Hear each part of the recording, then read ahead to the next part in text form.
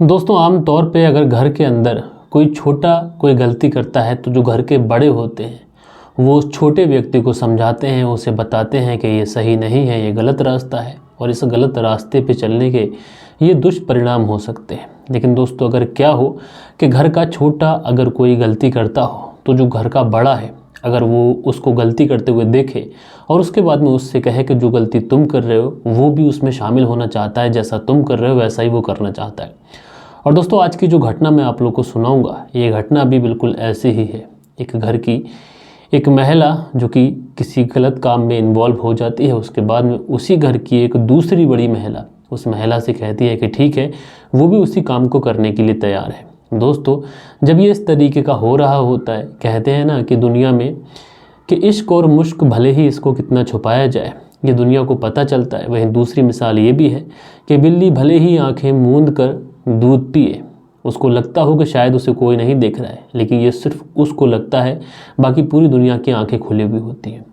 दोस्तों आज की घटना यकीनन काफ़ी ज़्यादा हैरान करने वाली है, काफ़ी ज़्यादा परेशान करने वाली है, क्योंकि जब ये घटना का खुलासा हुआ और लोगों तक जब ये पूरी घटना पहुंची, प्रिंट मीडिया सोशल मीडिया के माध्यम से जब लोगों तक ये खबर पहुंची तो हर कोई ये सुन के हैरान था कि आखिर इस घर के अंदर चल क्या रहा था।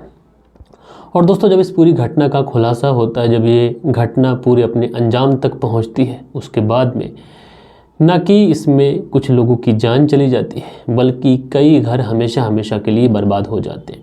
तो पूरी कहानी परत दर परत पॉइंट टू पॉइंट विस्तार से मैं आप लोग को बताऊंगा, बस आप लोग इस वीडियो में अंत तक बने रहिएगा।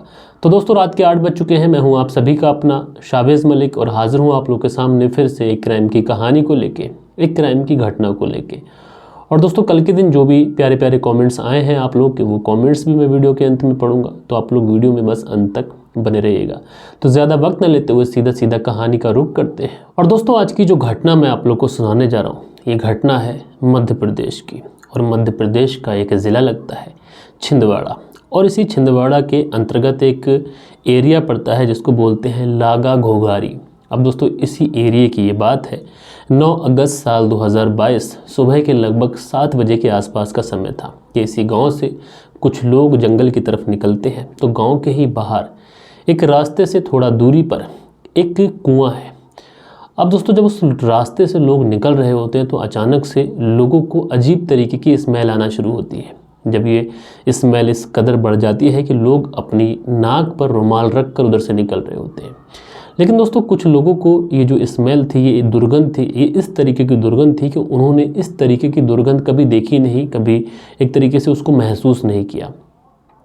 अब दोस्तों जो लोग थे उसमें से कुछ लोग जो पास में कुआं था उस कुएं की तरफ बढ़ते हैं। लोगों को ऐसा एहसास होता है कि ये जो बदबू है, ये जो स्मेल है, शायद ये इस कुएं की तरफ से आ रही है। अब जैसे ही लोग उस कुएं की तरफ पहुंचते हैं तो देखते क्या है कि इस कुएं के अंदर 2 डेड बॉडीज़ पड़ी हुई है, यानी 2 लाशें इस कुएं के अंदर पड़ी हुई हैं जो कि हल्की हल्की सड़ने लगी हैं, जिसकी वजह से पूरे इलाके के अंदर एक अजीब तरीके की बदबू फैल रही है। अब दोस्तों ये जो लोग थे दौड़े दौड़े गांव के अंदर जाते हैं और पूरे गांव में ये जो बात थी ये आग की तरह फैल जाती है। अब जैसे ही गांव के अंदर इस तरीके की चीज़ें पता चलती हैं कि जो गांव के बाहर जो कुआं है उस कुएं में 2 डेड बॉडीज़ पड़ी हुई हैं जो कि सड़ने लगी हैं, गांव से लोग आनन फानन में उस कुएं की तरफ भागते हैं। और वहीं पर जब लोग पहुंचते हैं तो वहीं से कोई व्यक्ति पुलिस को भी फ़ोन करता है। अब दोस्तों पुलिस भी मौके पे पहुंचती है। पुलिस उस लोगों की भीड़ को बचाते हुए, उन्हें हटाते हुए उस कुएं के पास पहुंचती है। तो वाकई जो वहाँ का नज़ारा था ये काफ़ी ज़्यादा हैरान करने वाला था। आखिरकार पुलिस जैसे तैसे कर उन दोनों डेड बॉडीज़ को कुएं से बाहर निकालती है और पूरे जो क्राइम सीन था उसकी बहुत बारीकी से समीक्षा की जाती है। अब दोस्तों पुलिस का सबसे पहले ये काम था कि जो दोनों डेड बॉडीज़ हैं ये किसकी हैं। तो इस पूरे काम में पुलिस को एक तरीके से ज़्यादा मशक्क़त नहीं करनी पड़ती है। दरअसल ये जो 2 डेड बॉडीज़ थी ये इसी गांव की 2 महिलाएं थीं जो कि पिछले कुछ दिनों से लापता थीं। इन दोनों महिलाओं की पहचान हो जाती है, जो वहाँ पर उस समय लोग मौजूद होते हैं वो उन दोनों महिलाओं को पहचान लेते हैं। एक महिला जिसका नाम श्यामवती, दूसरी जो महिला थी उसका नाम सुशीला था। दरअसल ये दोनों महिलाएं पिछले कुछ दिनों से घर से गायब थीं, एक तरीके से गुम हो गई थी, और इसी चक्कर में इनके जो घर परिवार वाले लोग थे ये भी काफ़ी ज़्यादा परेशान थे। वो हर जगह इन दोनों महिलाओं को ढूंढते हैं, चाहे किसी मिलने वाले में हो या फिर खेत पैर, हर जगह लेकिन इन दोनों महिलाओं का कहीं पर भी कोई पता नहीं चलता है। अब घर वालों को हर जगह ढूंढने के बाद भी जब ये नहीं मिलती है तो फिर कुछ दिनों के बाद में ऐसा होता है कि इनकी डेड बॉडी कुएं से मिलती है। अब बहरहाल दोस्तों, पुलिस एक तरीके से सबसे पहले इनकी डेड बॉडीज़ को पोस्टमार्टम के लिए भेजती है, क्योंकि पोस्टमार्टम से ये खुलासा होता है कि इन लोगों को मारकर यहाँ पे डाला गया है या फिर इन लोगों ने इस कुएं के अंदर कूद कर खुद को एक तरीके से ख़त्म किया है या फिर आत्महत्या की है। अब दोस्तों, आखिरकार पोस्टमार्टम की रिपोर्ट की एक तरीके से वेट किया जाता है और पोस्टमार्टम की रिपोर्ट जब आती है तो उस रिपोर्ट में जो खुलासा होता है, इस खुलासे से ये जो चीज़ें सामने आती हैं वो ये होती है कि इन महिलाओं के साथ में किसी भी तरीके की मारपीट नहीं की गई है और इन दोनों महिलाओं की जो मौत हुई है वो मौत पानी में डूबने की वजह से हुई है। अब जब इस तरीके की रिपोर्ट आती है तो कहीं ना कहीं पुलिस को एक तरीके से ऐसा लगता है कि शायद इन दोनों महिलाओं ने इस कुएं में कूद कर अपनी जान दी है। लेकिन कुएं में कूद कर अगर जान दी है तो क्यों दी है, ये रीज़न क्या है? अगर इन्होंने कुएं में कूद कर जान दी है तो क्यों इन्हें किसी ने बचाया नहीं, या फिर क्यों इन्हें कुएं में कूदते हुए किसी ने नहीं देखा? पुलिस के जहन में बहुत सारे सवाल थे, लेकिन जवाब कहीं से भी नहीं मिल रहा था। ना कि पुलिस बल्कि उस समय उस जगह पर जितने भी लोग मौजूद होते हैं, हर किसी के दिल के अंदर ये चीज़ें चल रही होती हैं कि आखिर इन दोनों महिलाओं ने कुएं के अंदर कूद कर अपनी जान क्यों दी, या फिर ये एक साजिश है और साजिश के तहत इन्हें इस तरीके से मौत दी गई है कि ये सुसाइड लगे। लेकिन दोस्तों, सबसे बड़ा अजीब वो ये था इस पूरी घटना के अंदर, ये जो श्यामवती थी और जो सुशीला थी, ये दोनों रिश्ते में आपस में देवरानी और जेठानी लगती थी। अब देवरानी और जेठानी दोनों एक ही साथ कुएं के अंदर क्यों कूदेंगे?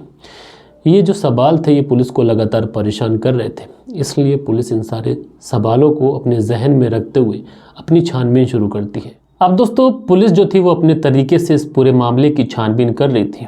अब पुलिस अपनी पूछताछ शुरू करती है। सबसे पहले ये जो दोनों महिलाएं थी, श्यामवती और सुशीला, इनके परिवार वालों से पूछताछ की जाती है। तो परिवार वालों से जब पूछताछ की जाती है तो यहाँ से भी पुलिस को एक अहम सुराग मिलता है और साथ के साथ पुलिस अन्य 200 लोगों से लगभग इस पूरे केस में पूछताछ करती है, ताकि पुलिस की जो छानबीन है, जो इन्वेस्टिगेशन है, वो बहुत जल्द हो सके और इन दोनों महिलाओं की जो मौत हुई है उस मौत के पीछे की चाहे जो भी वजह है वो वजह सामने आए। अब दोस्तों, पुलिस जब इसके घर वालों से पूछताछ की जाती है तो यहाँ पर जो श्यामवती होती है, जो देवरानी है, इसके पति से एक छोटा सा क्लू पुलिस को मिलता है। इसके पति से पुलिस को ऐसा पता चलता है कि एक लड़का है, जिस लड़के की उम्र लगभग 20 साल है और उसका नाम स्वामी है। अब जैसे ही स्वामी का नाम आता है तो पुलिस सबसे पहले स्वामी से पूछताछ करती है। अब जब स्वामी से पूछताछ की जाती है तो पुलिस को यहाँ से कई अहम सुराग मिलने थे। दरअसल जो स्वामी था, पुलिस जब इससे पूछती है कि इस पूरे केस में इन दोनों महिलाओं की मौत में तुम्हारी क्या हिस्सेदारी है, तुम्हारी क्या भागीदारी है। अब पहल जब पुलिस इससे पूछताछ की जाती है तो पता चलता है कि ये जो स्वामी है, इसकी गांव के अंदर बहुत ज़्यादा इसका रुतबा है। एक तरीके से इसको लोग बहुत ज़्यादा रिस्पेक्ट देते हैं, बहुत ज़्यादा इसकी इज़्ज़त है, क्योंकि इसका जो चाल ढाल है, क्योंकि इसकी जो पर्सनैलिटी है, इसकी जो खूबसूरती है, यही इसकी ताकत है और लोग इसको इस वजह से काफ़ी ज़्यादा इज़्ज़त भी देते हैं। पढ़ा लिखा अच्छा नौजवान है। अब इसकी काफ़ी ज़्यादा इज्जत होती है गांव में, खासकर महिलाओं और लड़कियों के बीच में इस स्वामी की अच्छी छवि है। अब वक्त गुजर रहा होता है कि इसी बीच में स्वामी की मुलाकात एक महिला से होती है। वो महिला जो कि उम्र में स्वामी से काफ़ी ज़्यादा बड़ी होती है। वो महिला दोस्तों और कोई नहीं बल्कि ये दो महिलाएं जिनकी मृत्यु हो चुकी है, इसी में से एक महिला जो कि श्यामवती थी। श्यामवती जो कि बड़ी बाली की देवरानी थी, वही महिला थी। दरअसल दोस्तों होता ये है कि जो श्यामवती है, ये स्वामी से एक दिन कहती है कि वो उससे प्यार करती है, लेकिन स्वामी जो था वो श्यामवती को समझाता है, उससे कहता है कि तुम उम्र में मुझसे काफ़ी ज़्यादा बड़ी हो और तुम शादीशुदा भी हो, तुम्हारा पति है, तुम्हारा घर परिवार है और मैं इस पूरे मामले में किसी भी तरीके का कोई रिस्क लेना नहीं चाहता। और स्वामी जो था वो पूरी तरीके से साफ तौर पे इनकार कर देता है। लेकिन ये जो श्यामवती थी, ये किसी तरीके से स्वामी को कन्विंस करती है, उसको समझाती है, उससे कहती है कि ठीक है, बस तुम उसके रिलेशनशिप में आ जाओ और उसके बाद में जो मिलना जुलना होगा, जब कभी हमें वक्त मिला करेगा, हम लोग मिल लिया करेंगे। आखिरकार जो श्यामवती थी, ये स्वामी को कन्विंस करने में कामयाब रहती है और उसके बाद में ये दोनों एक दूसरे के रिलेशनशिप में आ जाते हैं। और दोस्तों आजकल की जो रिलेशनशिप है, ये ना तो कोई मोहब्बत है, ना तो कोई प्यार है, ये सिर्फ़ और सिर्फ भूख है और इसी के चलते जो आजकल की रिलेशनशिप है इसमें क्राइम हो रहे हैं।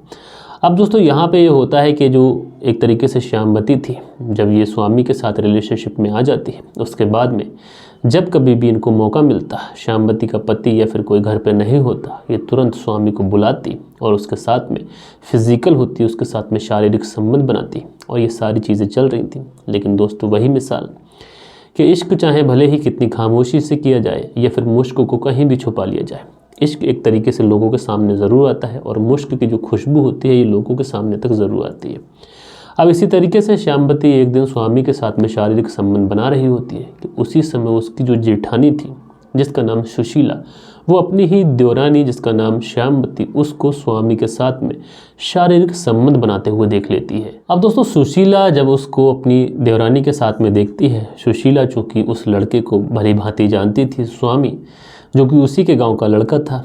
अब दोस्तों यहाँ पर सुशीला जो कि जेठानी थी उसको चाहिए था कि अगर उसकी देवरानी गलत रास्ते पे है और किसी व्यक्ति के साथ में अवैध संबंधों में है तो वो अपनी देवरानी को समझाती, उसे डराती, उसे उसकी फैमिली का वास्ता देती या कुछ भी करती, वो अपनी देवरानी को गलत रास्ते से वापस लेके आती। लेकिन यहाँ पर ऐसा नहीं होता है, बल्कि जो सुशीला थी ये भी मन ही मन में अपने देवरानी और उस लड़के को जब संबंध बनाते हुए देखती है तो मन ही मन में उस लड़के के साथ में बहुत सारे ख्वाब सजाने लगती है और ये भी उस लड़के से मन ही मन में उतना ही प्यार करने लगती है कि जितना वो देवरानी श्यामवती कर रही थी। अब जब इस तरीके से होता है तो ये जो थी महिला जिसका नाम जेठानी सुशीला, ये भी अपनी देवरानी के पास जाती है और उनके प्लान में जो उनके बीच में चल रहा था उस सब में शामिल हो जाती है। अब यहाँ पे आप लोग अंदाज़ा लगाइए कि एक लड़का है जो कि कुंवारा है, जिसकी शादी नहीं हुई है, और वो एक ही घर के अंदर दो महिलाएं, देवरानी और जेठानी, उन दोनों के साथ में अवैध रिश्तों में आ गया। और उसके बाद में ये जो नज़दीकियाँ थी लगातार बनने लगी। लगातार जब इनको मौके मिलते उसके बाद में ये उस लड़के को बुलाती और बारी बारी से उस लड़के के साथ में जो इनके मन में आता वो करती। लेकिन दोस्तों ये सारी चीज़ें चल तो रही थी, लेकिन दोस्तों इसके अंजाम की इन दोनों महिलाओं को बिल्कुल भी फिक्र नहीं थी, क्योंकि अगर कुछ गलत काम हो रहा है तो उसके कुछ घातक परिणाम भी होंगे। और उसके बाद में जो होता है यकीनन ये ऐसा होता है कि जिसकी कल्पना इन दोनों ने कभी नहीं की थी। अब दोस्तों उसके बाद में होता क्या है कि जो दोनों देवरानी और जेठानी थी, ये दोनों उस लड़के के साथ में वही सब करने लगती हैं जो इनको नहीं करना चाहिए था। और दोस्तों आप लोग बहुत अच्छे से जानते हैं कि इस तरीके के जो रिश्ते होते हैं हमारे देश के अंदर, इस तरीके के रिश्तों की कोई जगह नहीं है। इस तरीके के रिश्तों को कोई भी अहमियत नहीं मिलती, बल्कि इस तरीके के रिश्तों को सिर्फ़ और सिर्फ एक ही नाम मिलता है और वो नाम है अवैध संबंध। और दोस्तों अवैध संबंध का जहाँ पर नाम आता है तो अवैध संबंध एक ऐसी बीमारी के तौर पे जाना जाता है कि इंसान के परिवार को धीरे धीरे खोखला करता है। अब दोस्तों उसके बाद में जो देवरानी और जेठानी थी, ये एक दिन उसी स्वामी के साथ में उस अपने ही घर के अंदर एक तरीके से आपत्तिजनक हालत में होती है, शारीरिक संबंध बना रही होती है कि उसी समय जो देवरानी थी जिसका नाम मैंने आप लोग को बताया श्यामवती, उसका पति अचानक से घर में आ जाता है। जब पति अचानक से घर में आता है वो अपनी पत्नी और अपनी भाभी को जब एक लड़के के साथ में आपत्तिजनक हालत में देखता है तो वो उन दोनों से कुछ कहता नहीं है, बल्कि स्वामी तो मौका देखते ही वहाँ से फरार हो जाता है। बल्कि वो अपनी भाभी और अपनी पत्नी को बहुत ज़्यादा समझाने की कोशिश करता है, उनसे कहता है कि तू जो कर रही हो ये रास्ता बिल्कुल ठीक नहीं है। उसके बाद में वहाँ से कहता हुआ वो बाहर चला जाता है। अब दोस्तों ये जो पति था देवरानी का, जब ये बाहर जाता है तो ये दोनों महिलाएं थी ये अंदर ही अंदर इतनी ज़्यादा शर्मिंदा होती हैं, इतना ज़्यादा अफसोस करती हैं और उसके बाद में ये कहती हैं कि अगर हम लोग यहाँ पर रहे तो हमारी कोई इज्जत नहीं होगी और उसके बाद में हमें गलत भी समझा जाएगा, इसलिए क्यों ना हम लोग यहाँ से भाग चलें, कहीं दूर चले जाएं, उसके बाद में ही हमारी ज़िंदगी पॉसिबल है, अन्यथा हमारा मरना तय है। अब ये जो देवरानी और जेठानी थी ये तुरंत उस स्वामी को कॉल करती हैं और कॉल करने के बाद में उससे कहती हैं कि हमें यहाँ से कहीं दूर ले चलो, क्योंकि यहाँ पे ऐसा हो गया है, अगर ये सारी बातें कहीं समाज में पता चली तो बड़ी बदनामी हो जाएगी। उसके बाद में वो जो स्वामी था और प्लस ये दोनों महिलाएं देवरानी और जेठानी, ये तीनों लोग वहाँ से भाग जाते हैं और गांव के ही पास में कहीं जंगल में छुप जाते हैं और 2 से 3 दिन तक ये उस जंगल में छुपे रहते हैं। ये सोचते हैं कि किसी तरीके से इस प्रॉब्लम से निपटा जाए, इस प्रॉब्लम का समाधान क्या है। ये जंगल में रहकर यही सारे सवालों के जवाब ढूंढते रहते हैं। अब दोस्तों जंगल में ये लोग इस समस्या का समाधान ढूंढ रहे थे कि जो उन्होंने पाप किया था, जो उन्होंने कृत्य किया था, वो ऐसा कृत्य किया था कि जिसको समाज बिल्कुल भी इजाज़त नहीं देता।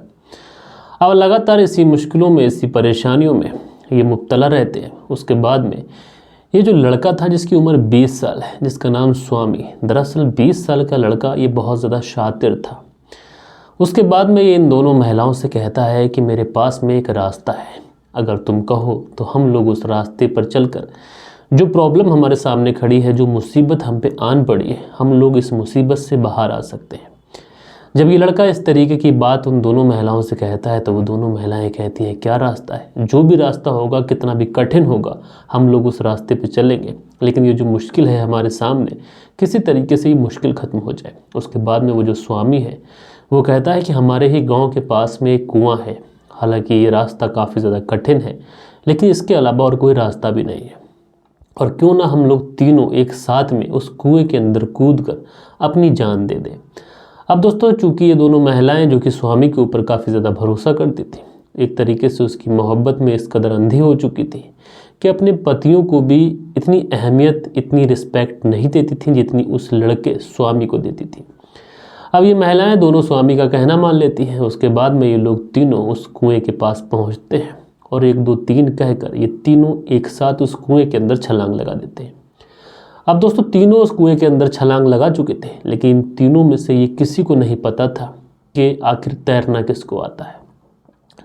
अब दोस्तों जैसे ही ये लोग कुएं के अंदर कूदते हैं तो जो स्वामी था ये तो तैरना जानता था, ये तैरने लगता है। उधर वो जो दोनों महिलाएं थी वो डूबने लगती हैं। हालांकि दोस्तों कहा जाता है कि इंसान का सबसे मुश्किल अगर कोई फ़ैसला होता है तो वो खुद की जान देना होता है, जो कि पूरी तरीके से गैर कानूनी भी है, और इंसान को मौत को गले लगाकर कोई रास्ता नहीं अपनाना चाहिए। हालांकि वो अपनी गलतियों का प्रायश्चित कर सकता है, सज़ा काट सकता है, कुछ भी वगैरह वगैरह, लेकिन अपनी जान इंसान को नहीं गंवानी चाहिए। अब जो स्वामी था जब ये तैरने लगता है, हो सकता है कि मौत की वजह से, मौत के डर की वजह से ये तैरने लगा हो, लेकिन जब इसको तैरना आ रहा था तो ये उन दोनों महिलाओं की जान बचा सकता था, लेकिन इसने ऐसा नहीं किया, बल्कि शायद ये उसके प्लान का हिस्सा था। उसने सोचा था कि इन दोनों महिलाओं की मृत्यु हो जाएगी और उसके बाद में वो बाइज्जत बरी यहाँ से निकल जाएगा।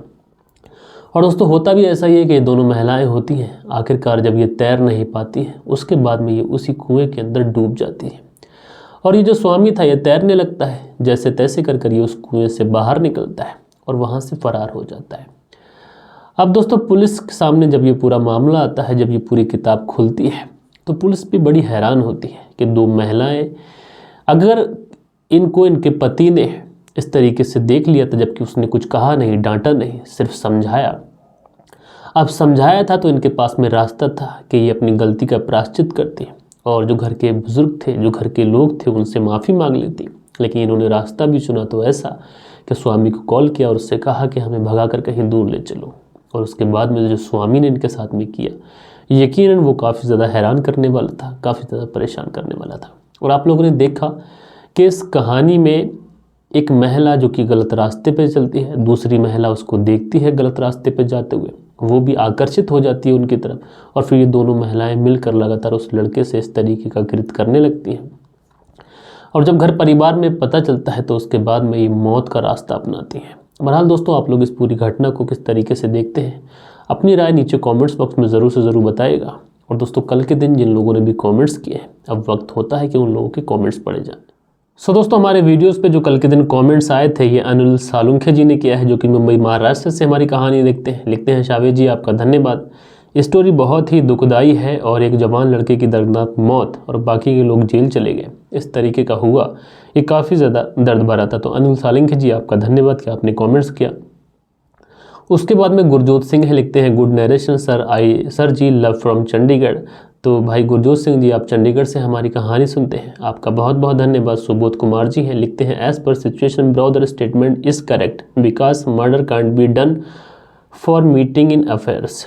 तो सुबोध कुमार जी आपने अपना कमेंट्स करा, अपना विचार रखे, आपका धन्यवाद। उसके बाद में जो अगला कमेंट्स है ये अमन अंसारी का है, ये लिखते हैं, मलिक साहब बहुत बहुत शुक्रिया ये कहानी सुनाने के लिए, रिस्पेक्ट ब्रदर। तो अमन अंसारी जी आपका धन्यवाद।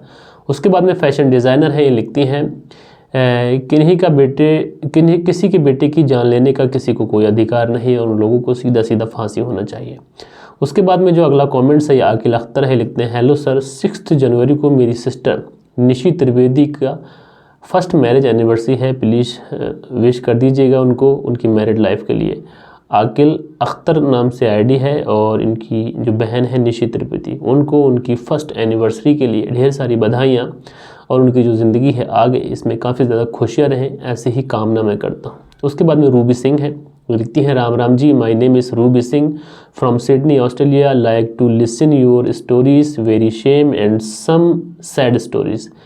तो रूबी सिंह जी आपका धन्यवाद कि आप सिडनी ऑस्ट्रेलिया से हमारी कहानी सुनती हैं, इतनी बिजी शेड्यूल से आप टाइम निकालती हैं और हमारी कहानी सुनती हैं, आपका तहे दिल से शुक्रिया। उसके बाद में जो अगला कमेंट्स है संदीप पाटिल का है, लिखते हैं सर आपको दिल से प्रणाम। तो भाई संदीप पाटिल जी आपका बहुत बहुत शुक्रिया। उसके बाद में यूज़र हैं, लिखते हैं सर बहुत दुख भरी कहानी है, ये कहानी सुनकर बहुत दुख हुआ, आज की तारीख में एकदम इंसान को मार देते हैं, ज़रा से भी परवाह नहीं करते, लव यू सर। तो भाई आपका धन्यवाद। उसके बाद में आलोक है, लिखते हैं ये संस्कारों की कमी है, इस समस्या का जो अंत है ये अच्छी शिक्षा देकर ही हो सकता है। बिल्कुल बहुत अच्छी बात कही आलोक जी आपने, आपका बहुत धन्यवाद। उसके बाद में दिव्या कुमारी हैं, लिखती हैं आपकी कहानी अच्छी है, तो दिव्या कुमारी जी आपका धन्यवाद। उसके बाद में मोहम्मद रियाज हैं, लिखते हैं नाइस स्टोरी सर, ये क्राइम शबनम और सलीम के एरिया की है जो जेल में है, अच्छी है स्टोरी। तो भाई मोहम्मद रियाज जी आपका धन्यवाद। उसके बाद में जो अगला कमेंट्स है ये कुलदीप यादव हैं, ये लिखते हैं गुड इवनिंग, तो गुड इवनिंग भाई। उसके बाद में अनिल कुमार हैं, लिखते हैं भाई कहाँ से हो आप, तो अनिल कुमार जी आपका बहुत बहुत धन्यवाद, मैं उत्तर भारत से हूँ। उसके बाद में अगला जो कमेंट्स है ये अंजरुल शेख हैं, लिखते हैं आप बहुत अच्छे सुनाते हैं भाई अंजरुल, तो अंजरुल भाई आपका धन्यवाद। उसके बाद में अविनाश कुमार हैं, लिखते हैं भाई मैं सूरत से कहानी सुनता हूँ, आपका बहुत अच्छा कहानी होता है भाई धन्यवाद। उसके बाद में संजय राजपुरोहित हैं, लिखते हैं भाई जी आपके पास उत्तर प्रदेश के अलावा किसी और जगह की कहानियाँ नहीं होती हैं क्या? बिल्कुल होती हैं भाई, और सारी ही कहानियों को हम कवर करते हैं, लेकिन होता क्या है कि जब हम कहानी पे रिसर्च करते हैं तो हमारे पास में जो कहानियाँ आती हैं वो सबसे पहले हिंदी लैंग्वेज की कहानियाँ आती हैं। तो हिंदी लैंग्वेज की जो कहानी आती है उसमें उत्तर प्रदेश, पंजाब, दिल्ली, राजस्थान और मध्य प्रदेश तरीके के जो स्टेट हैं उनकी कहानियाँ सबसे पहले आती है। उसके बाद में अनुज गोदारा जी हैं, लिखते हैं नमस्कार सर जी, बहुत अच्छी कहानी सुनाई आपने, मैं सभी व्यूअर्स को बोलूँगा कि आपको लाइक किया करें। तो भाई अनुज गोदारा जी आपका धन्यवाद। उसके बाद में जो अगला कमेंट्स है ये टेक्नो सपोर्ट है, लिखते हैं आपका स्क्रिप्ट मैं यूज कर सकते हैं, तो मैं वैसे तो आप जो चाहें करें, मैं किसी को मना नहीं करता हूँ, लेकिन मैं आपसे यही कहूँगा कि आप अच्छे से खुद की अगर स्क्रिप्ट लिखेंगे तो आपकी जो कामयाबी है वो डेफिनेटली आपको मिलेगी। वैसे आपकी जो मर्जी चाहे कर लीजिए, मुझे कोई एतराज़ नहीं है। उसके बाद में जो अगला कमेंट्स है ये लिखते हैं शाबिज भाई मैं आपकी कहानी रोज़ सुनता हूँ लेकिन कमेंट नहीं कर पाया, माफ़ करना, तो भाई आपका धन्यवाद। उसके बाद में कमलेश मीना है, लिखते हैं सर हॉरर कहानी लेके आओ। मैं हॉरर कहानी एक्चुअली मैंने सुनाई नहीं कभी, लेकिन कोशिश करूंगा मैं, बहुत सारे लोगों की इस तरीके की डिमांड है। उसके बाद में जो अगला कमेंट्स है निखिल सैनी है, लिखते हैं नमस्कार सर जी। उसके बाद में नवजोत सिंह है, ये लिखते हैं थैंक्स ब्रो हमारा कमेंट पढ़ने के लिए। उसके बाद में यूज़र है, लिखते हैं बीजेपी की आईटी के सेल का केस सुना। उसके बाद में अगला जो कमेंट्स है संदीप पाटिल है, लिखते हैं सर मेरा भी प्लीज़ कभी नाम ले लिया करो। संदीप पाटिल जी आप कॉमेंट्स करेंगे डेफिनेटली नाम लूँगा। उसके बाद में विमल कुमार है, लिखते हैं you speak so nice Dilshad garden. उसके बाद में जो अगला कमेंट्स है ये चरण मैथ्यू का है, ये भी प्यारा सा कमेंट्स करते हैं, बहुत सारी अपनी राय देते हैं। उसके बाद में अगला कमेंट संदीप पाटिल का है, लिखते हैं मैं रेवा से हूँ, भाई आपका धन्यवाद। फौजिया खान लिखते हैं अस्सलाम वालेकुम, लगता है लड़की मिली हुई थी उस लड़के के साथ में और इस तरीके का जो हुआ इसी वजह से हुआ। उसके बाद में जो अगला कमेंट्स है ये सिकंदर चकी का है, ये लिखते हैं सर गुजरात की कोई कहानी सुनाइए। और ये क्या लिखते हैं, हाँ सर गुजरात की कोई वारदात कहानी हो तो प्लीज़ सुनाइएगा। सर पानी के पीने के जो टंकी थी उसमें डेड बॉडीज फंस गई थी, उसके बाद पूरे मोहल्ले ने पानी पिया था, इसको मैंने कवर किया अपने पहले वाले चैनल पर। उसके बाद में दीपांशु है, लिखते हैं भाई आपका शुक्रिया आपने नाम लिया। उसके बाद में अगला जो कमेंट्स है एमडी ज़मीर है, ये लिखते हैं साबिज भाई अस्सलाम वालेकुम भाई, मोबाइल फ़ोन आने से इस तरीके के क्राइम हो रहे हैं। सुनील झाकर जी सेंट्रल जेल बीकानेर से हमारी कहानी सुनते हैं, सुनील चौधरी जी धन्यवाद। उसके बाद में संदीप पाटिल है, लिखते हैं आपकी कहानी बहुत अच्छी लगती है। उसके बाद में सचिन कुमार है, लिखते हैं सचिन कुमार राजपुरा बक्सर बिहार से कहानी सुनते हैं। उसके बाद में सुनील त्यागी हैं, ये अपना प्यारा सा कमेंट्स करते हैं। उसके बाद में नासिर पठान जी अपना प्यारा सा कमेंट्स करते हैं। उसके बाद में यूज़र हैं आफ्ताब लोनी गाज़ियाबाद से अपना प्यारा सा कमेंट्स करते हैं। तो दोस्तों ये कुछ प्यारे प्यारे कमेंट्स थे जो कल के दिन आप लोगों ने किए थे। आशा करता हूँ आज की ये कहानी है ये आप लोग को डेफिनेटली पसंद आई होगी। अगर आप लोग को हमारी कहानी सुनाने का अंदाज़ पसंद आता है तो आप लोग प्लीज़ वीडियो को लाइक कर दोस्तों के साथ ज़रूर से ज़रूर शेयर करा करें। दोस्तों मिलते हैं कल के दिन किसी और क्राइम स्टोरी के साथ में। जब तक के लिए अपना ख्याल रखें, देश का ख्याल रखें। जय हिंद, जय भारत।